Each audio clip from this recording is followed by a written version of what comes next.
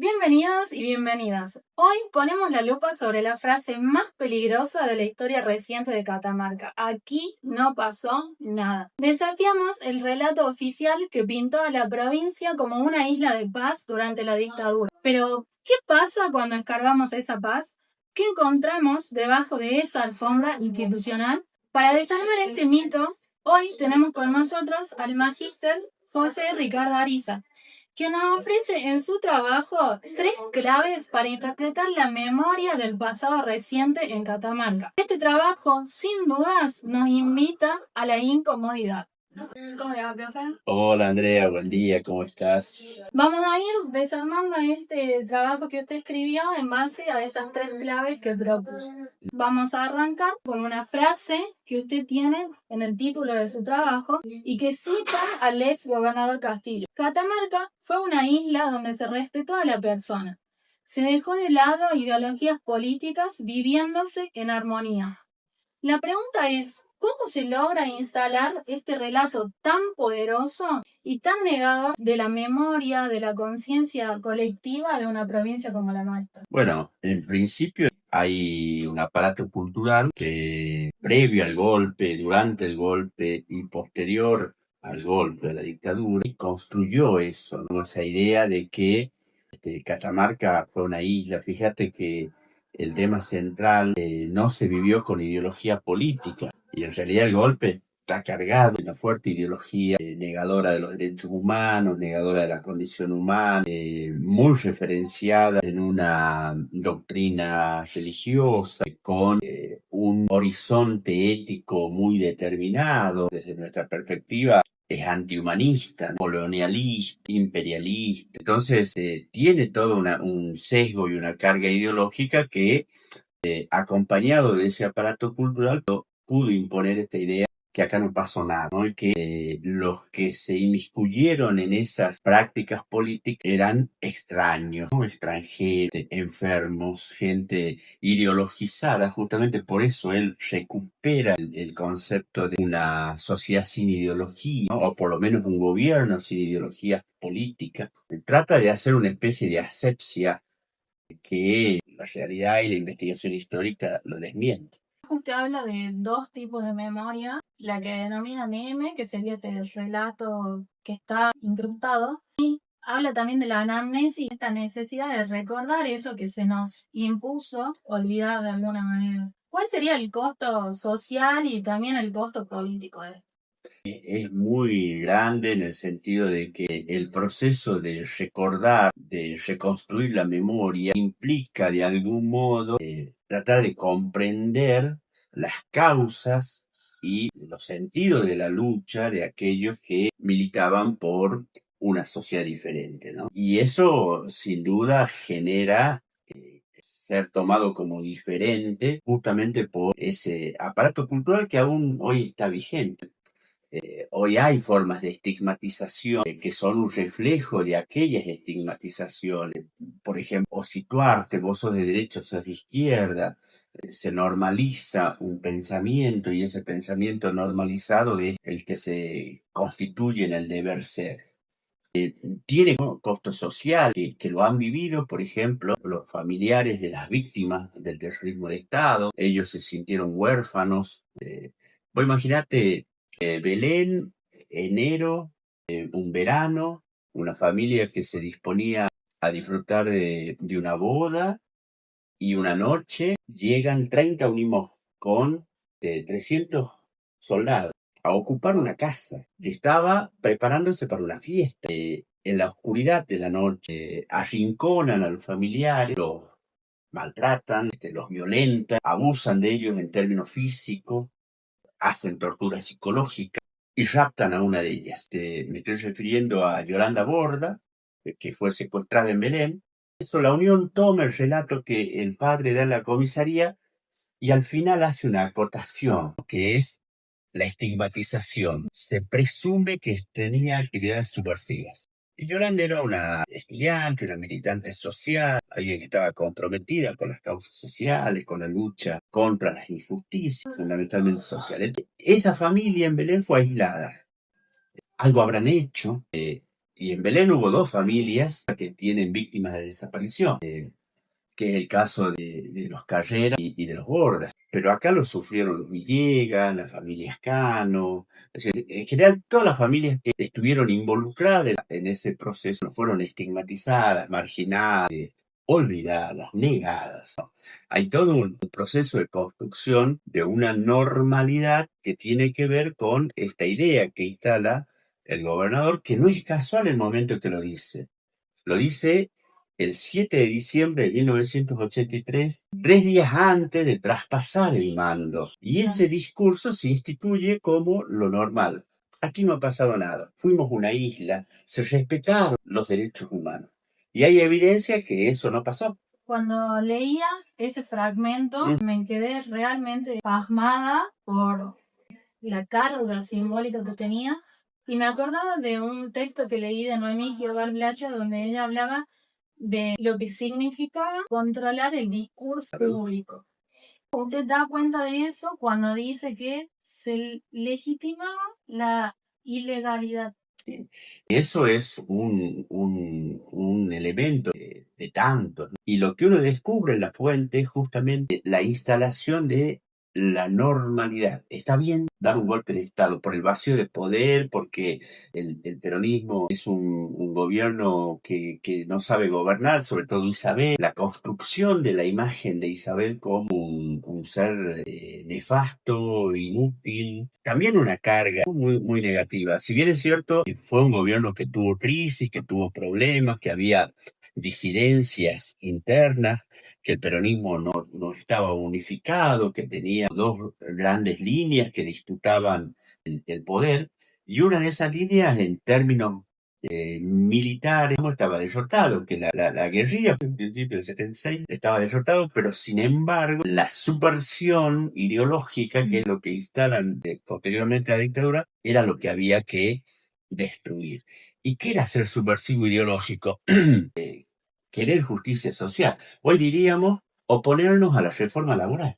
Eso es ser subversivo ideológico, entre otras cosas. Entonces, normalizar lo ilegal fue uno de los grandes méritos que tuvo el aparato represivo, ¿no? La otra clave de la que te habla es del terror antes del golpe y la complicidad institucional, que no comenzó a partir del 76, del 24 de marzo, sino que en Catamarca, con la masacre de Capilla del Rosario, tenemos una muestra de la represión que se estaba dando.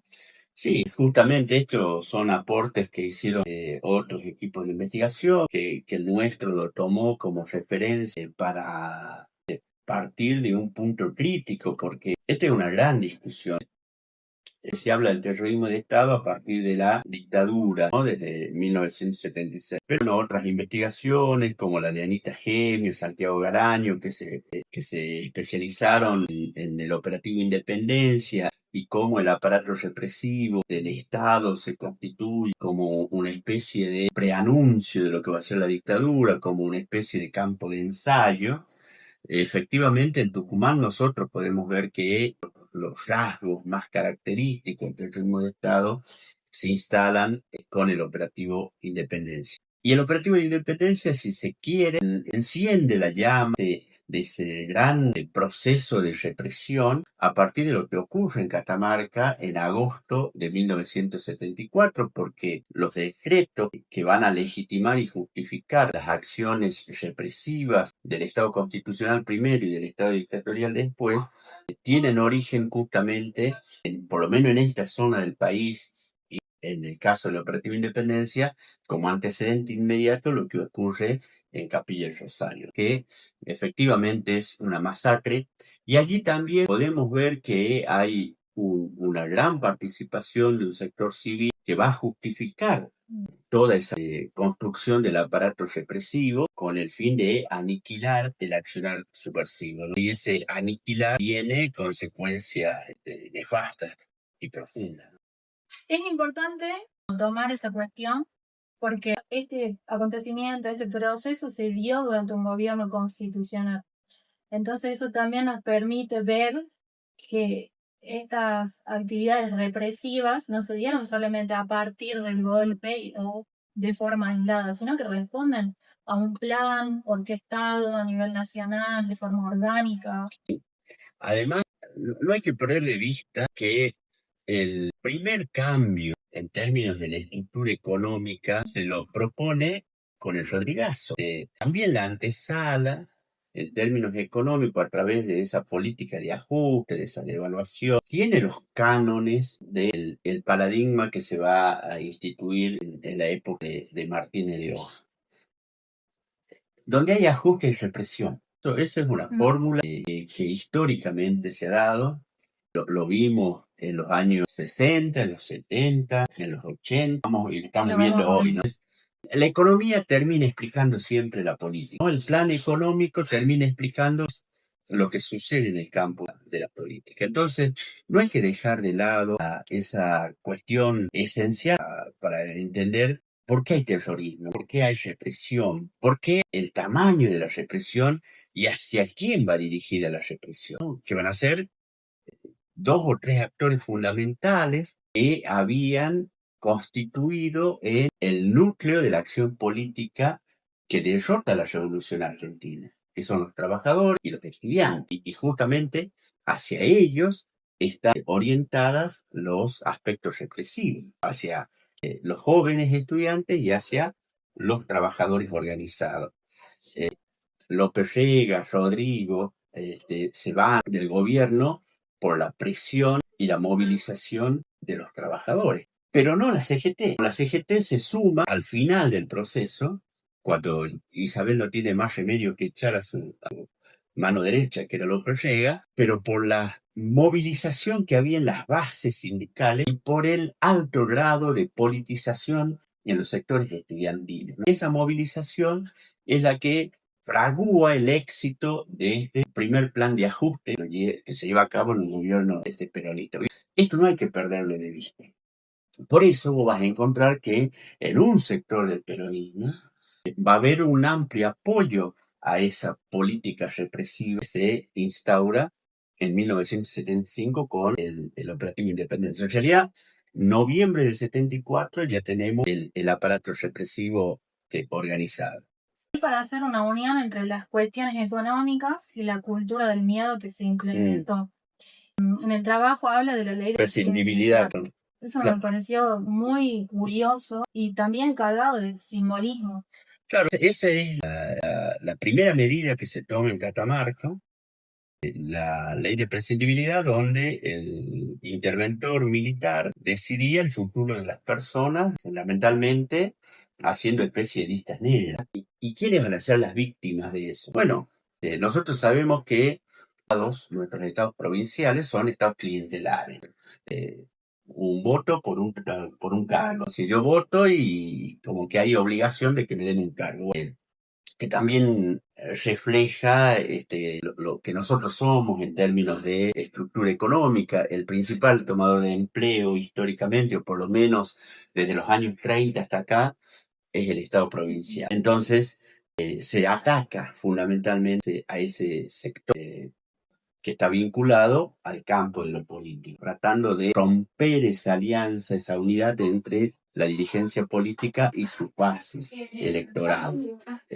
Un nuevo disciplinamiento, un nuevo reordenamiento. Fíjate que otra de las claves para entender el proceso dictatorial es el intento de modernización que tiene el gobierno, con una gran contradicción aparente que tiene que ver con incentivar el desarrollo minero y el desarrollo industrial.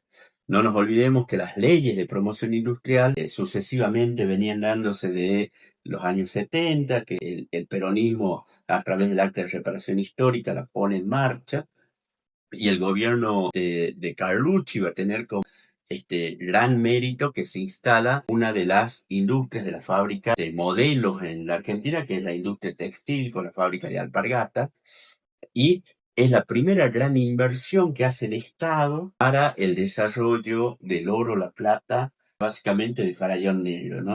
Entonces ahí hay una gran inversión y viene a cumplir la eterna promesa del desarrollo minero e industrial de Catamarca, ¿no? Junto a este otro proceso de disciplinamiento social, el de no inmiscuirse, el de no formar parte de las prácticas políticas. Si vos hablas con los referentes obreros que construyen aquel primer modelo industrial en Catamarca, ellos no tienen memoria sindical. La memoria que hay es una memoria de la eficiencia de la producción, del buen obrero, del obrero que se siente orgulloso de formar parte de una gran empresa que es reivindicativa de los deseos y las aspiraciones de la sociedad catamarqueña. Bueno, eso forma parte del discurso disciplinador. En el trabajo habla de no solo hacer foco en el aparato militar que era cómplice, sino también de los grupos civiles que apoyaban este proceso. Claro. ¿Por qué sería importante considerar esto? Bueno, es importante porque hay un consenso inicial en el golpe. Vos tenés figuras como Borges o Sábato, ¿no? Sábato que es justamente la encarnación del juicio de la Junta, de la Comisión Nacional de Desaparición de Personas, que es el que analiza y estudia y que pone en superficie los mecanismos de cómo operó la represión. Bueno, ellos en el 76 van a cenar con Videla y van a las comidas a la Casa Rosada donde ven con beneplácito el cambio de gobierno. Los industriales, algún sector del sindicalismo, intelectuales, veían con beneplácito.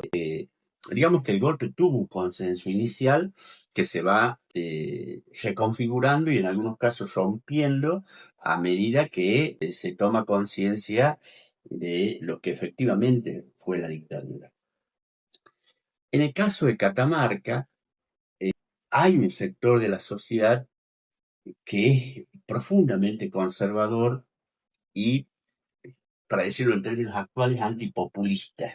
Y ese sector es el que le va a prestar el apoyo a el gobierno militar, esperanzado en producir el tan mentado desarrollo y crecimiento de Catamarca. No te olvides que, sobre todo en los años 60, la intelectualidad catamarqueña va a abrazar la idea de la modernización.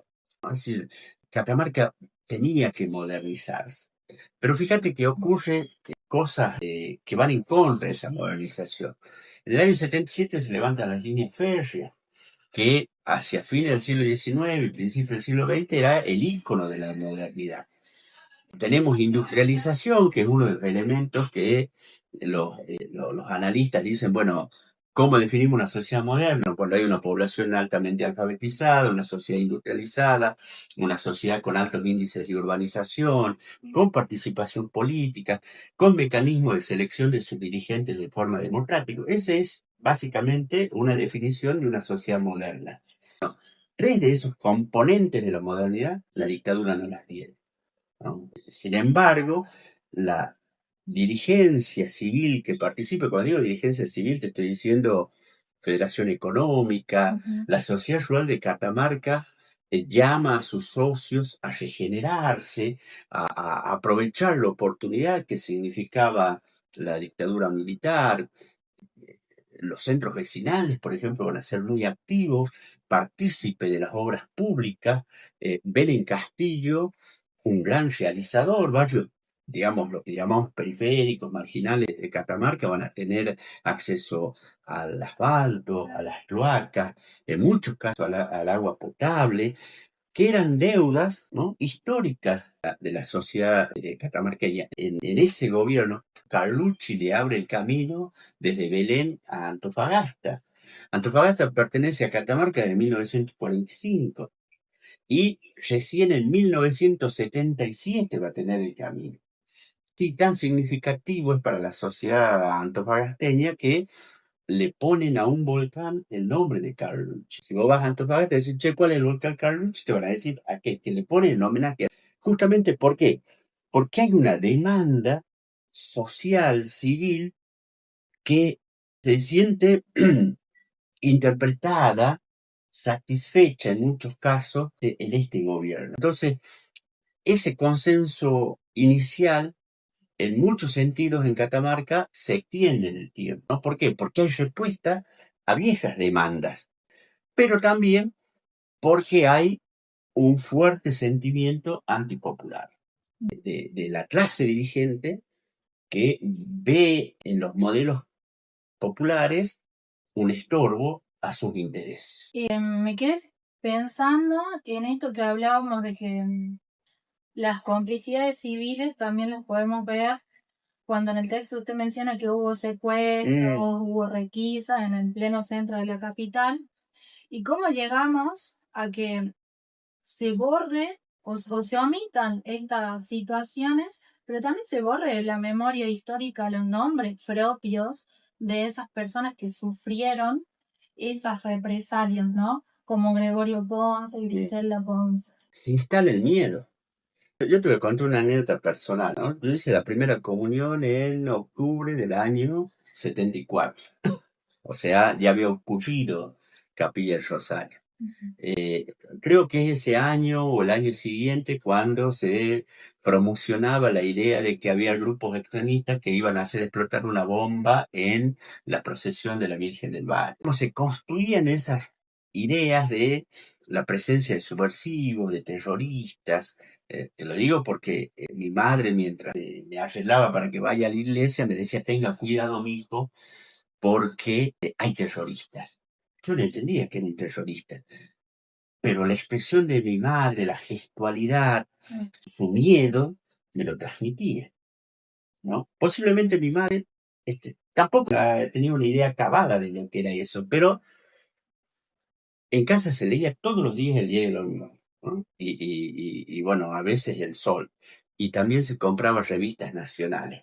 Los títulos catástrofe, ¿no? Eran con esa intención de construir la idea de que había un estado de anormalidad que tenía que ver con la subversión, con el terrorismo, que eso era negativo, que eso era malo, que estaba alejado de los valores cristianos, que era contraria a la tradición, a la catamarqueñidad, a la argentinidad, que eso pertenecía a una extranjería que había que erradicar. Bueno, todo ese conjunto de elementos van construyendo en la sociedad el no te metas. El buen ciudadano es aquel que no dialoga con la política, que no hace política, que no se mete más allá de algunos problemas concretos que tienen que ver con esto que te decía, con obtener el agua, ¿no? El agua potable, algunas de esas cosas, pero política no. Discutir sobre el sentido y el significado de el modelo del país, hacia dónde vamos, no. Entonces, hay una construcción discursiva, ahora no es tan diferente, ¿no? O sea, hoy nosotros tenemos una serie de discursos que son amplificados, sobre todo por las redes, hoy mucho más que en los años 70. En los años 70 tenía los diarios, la radio y eventualmente la televisión. En el año 74, en el barrio que yo vivía, había 3 televisores. En la cuadra donde yo vivía, solo 3 vecinos tenían televisión. Hoy todo el mundo tiene acceso a red, pero el disciplinamiento social quizás en ese momento era un poco más manejable, digamos, ¿no? Porque hoy vos tenés alternativas. Vos entras al celular y tenés 10 discursos diferentes, o por lo menos 3 discursos diferentes. En aquel momento estaba direccionado hacia un solo sentido. Y esto va a construir, ojo, que los discursos crean realidad. No es que las palabras se las lleva el viento, no, no, las palabras construyen realidad. Y más si esas palabras son dichas y amplificadas por autoridades. En nuestra sociedad, la iglesia era una autoridad. Como hoy, las iglesias evangélicas, católicas, en su conjunto son autoridades para una cierta parte de la población, en aquel momento digamos que la hegemonía de la autoridad la tenía la iglesia católica. Y la iglesia difundía y promocionaba un tipo de sociedad, ¿no? Que justamente no era la que buscaban los estudiantes, los trabajadores. Había un gran antagonismo en términos de el modelo de país que se quería, ¿no? Sí, claramente estaba muy dividida esa perspectiva de ese horizonte hacia donde se quería ir. triunfó uno de esos horizontes a través de justamente el terror. Qué curioso pensar en esto, en cómo los discursos crean realidades y también en el poder de controlar ese discurso público. Si decimos que en el 74 se buscaba introducir el miedo, la conciencia de miedo, pero en el 83 ya postulamos a Catamarca como una isla donde no pasaba nada. Claro. En un contexto de redemocratización de la sociedad, ¿no? Ese es el punto, el momento en el que lo dice. Ya habíamos votado en el 30 de octubre, ya se había votado, se habían elegido las autoridades. El 10 de diciembre comenzábamos el proceso de democratización de la sociedad y ahí es donde se elige poner ese punto distintivo de cómo caracterizar al periodo que se dejaba. Una isla. No ha pasado nada. Como para cerrar, vamos a hacer un vínculo con la cuestión educativa y también teniendo en cuenta que estamos en un contexto donde seguimos luchando por la memoria. ¿Por qué sería fundamental abordar estos temas en las aulas? ¿Y cómo podría explicarle a un grupo de adolescentes de secundaria que necesitamos conocer de estos procesos que se dieron en nuestra provincia? Mira, estamos en el tiempo de la posverdad. Mm. Y nosotros, los que hacemos ciencia, los que estudiamos, y aún el sujeto común está constituido desde el paradigma de lo verdadero, ¿no? Es decir, que la verdad es como una gran aspiración. ¿Qué es la verdad? ¿Qué es lo real? ¿Sí? Hoy no importa qué es lo real, qué es lo verdadero, lo importante es lo que se dice, ¿no? Un periodista puede inventar algo y eso se difunde y la gente cree. Lo importante es que creamos. No es que analicemos qué correlación hay entre lo que decimos y el hecho. El hecho no importa. Nosotros estamos constituidos en el otro paradigma en que lo verdadero es lo real. Y me parece que no hay que abandonar ese sentido, esa lucha. Me parece que la escolarización tiene que ver con eso, con la construcción de un conocimiento que sea fiable en el sentido de que ese conocimiento nos pueda dar respuestas no solo a los problemas que hay en el mundo, de, por ejemplo, cómo obtener agua, que es un problema vital, sino que resuelva nuestra propia existencia, quiénes somos, de dónde venimos, hacia dónde vamos, que son preguntas comunes para los historiadores, pero también para la ética, ¿no? ¿Qué queremos ser como seres humanos?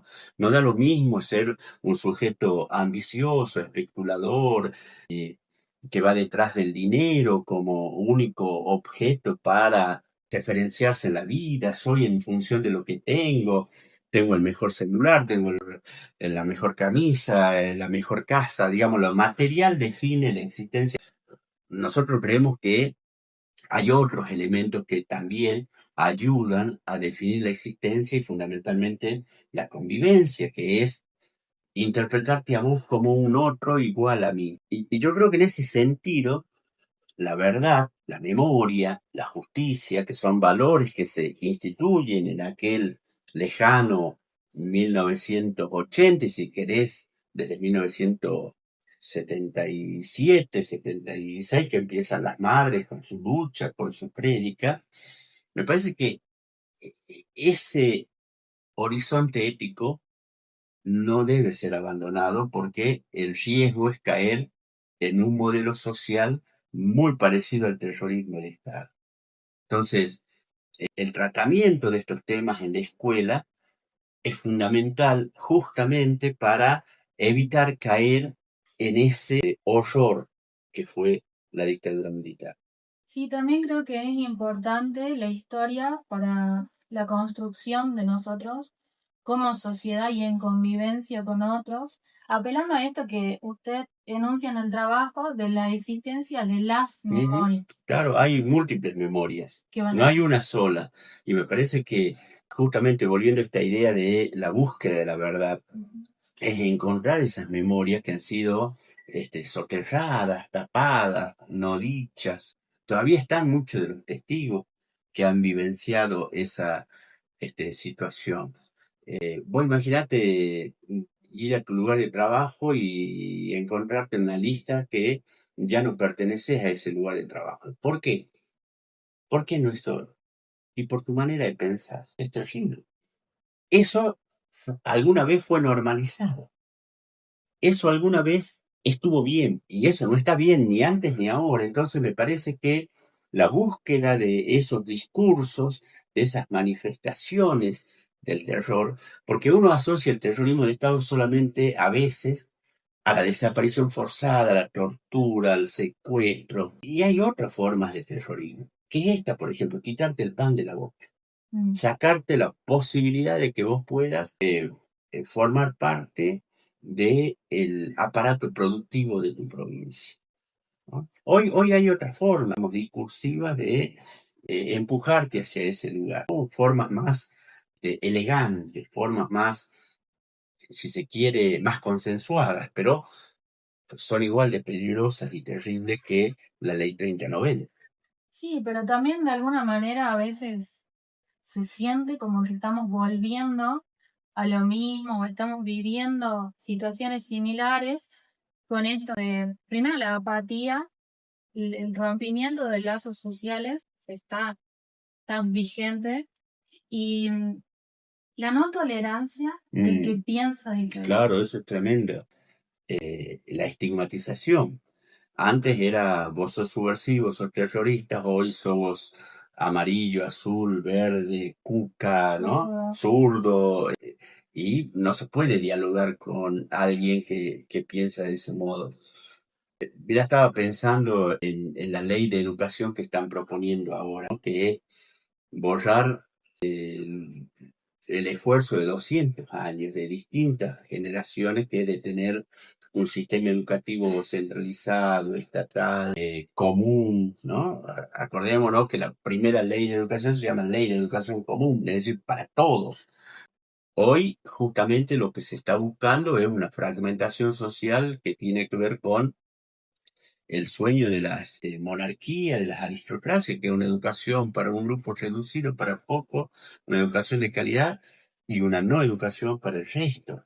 Y en esa no educación es justamente el borrar todas estas memorias sociales que fueron construidas, concebidas desde la lucha misma, desde el padecimiento mismo, porque hay gente que sufre por estas medidas. Lo sufre el terror en distintas dimensiones. Y cuando hablamos de personas, hablamos de familia, hablamos de comunidad. A la represión la sufre el reprimido, como aquellos que han sido disciplinados a partir de la represión, los que han acatado el no te metas. Porque eso es asumir una forma de vida que quizás no es deseada, no es querida, no es producida por la voluntad de esa comunidad, sino que es impuesta. Y me parece que frente a esa imposición tenemos la gran herramienta que es la rebeldía. Y hoy la verdad se transforma en ese horizonte de rebeldía. Buscar la verdad es buscar rebelarse contra estos discursos vacíos, estas estigmatizaciones, estas negaciones, los sos un adoctrinador, todo lo que nos pasa a los docentes generalmente cuando procuramos en el aula construir pensamiento crítico. Muchas gracias por estar ahí. Hoy hemos podido hablar acerca de 3 verdades incómodas. Por un lado, que el relato de Catamarca como isla no es inocente, sino que es una construcción política de las élites y de los sectores que se beneficiaron o que fueron cómplices del régimen. De alguna manera se convirtió en el bálsamo que naturalizó la ilegitimidad. Por otro lado, hablamos de que la represión no fue una consecuencia del golpe de 1976, sino que fue un plan orgánico que comenzó antes con la complicidad y la subordinación de autoridades constitucionales que utilizaron el terror como la herramienta de gobierno. Y por último, abordamos el hecho de que la dictadura se sostuvo con el apoyo activo de las fuerzas vivas, la élite, los gremios intervenidos, el disciplinamiento que se dio a través de los despidos masivos. Es decir, que no fue solo a través de la bota militar, sino que también fue mediante el traje civil. ¿Qué significa esto para el presente? Significa que la lucha por la memoria es un acto de soberanía intelectual. Es ir contra ese primer recuerdo fácil, contra esa memoria canónica impuesta, porque el verdadero peligro no es recordar los horrores, sino dejar que el silencio se herede. Muchas gracias y recuerden suscribirse, darle like y dejarnos sus comentarios.